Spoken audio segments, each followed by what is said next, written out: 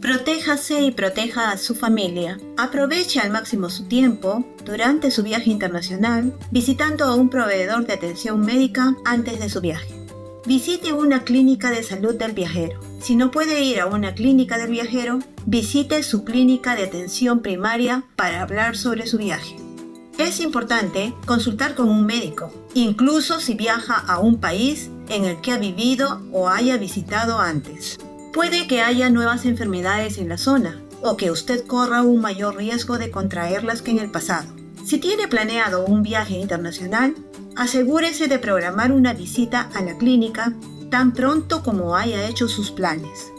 Es preferible hacerlo al menos un mes antes de su salida, en caso de que necesite medicamentos y vacunas para su viaje. Sin embargo, nunca es tarde para visitar una clínica de viajero.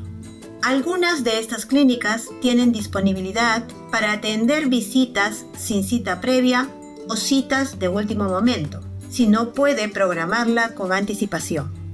Las clínicas del viajero están abiertas a todas las personas. Antes de su cita, consulte los costos y la cobertura de la visita.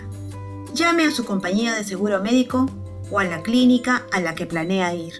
Asimismo, puede encontrar clínicas gratuitas o de bajo costo en Minnesota, si los recursos económicos son una barrera para visitar una clínica de salud antes de viajar.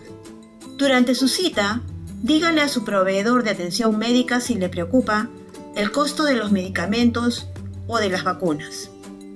También usted debe informarle estas 3 cosas. ¿A dónde viajará? Mencione los países y los lugares específicos dentro del país. ¿Por cuánto tiempo estará visitando ese país? ¿Qué hará durante su viaje? Además, debe informar sobre cualquier enfermedad que pueda tener, como diabetes, presión arterial alta, medicamentos que está tomando y alergias. Si se siente mal después de regresar de su viaje, programe una cita con su médico. Asegúrese de informar a todos los proveedores que visite que realizó un viaje internacional. Los chequeos médicos previos al viaje tienen como objetivo protegerlo a usted y a sus seres queridos durante su viaje internacional. También le ayudan a garantizar una estancia divertida y tranquila en el extranjero. Haga una cita para ver qué necesita para su viaje.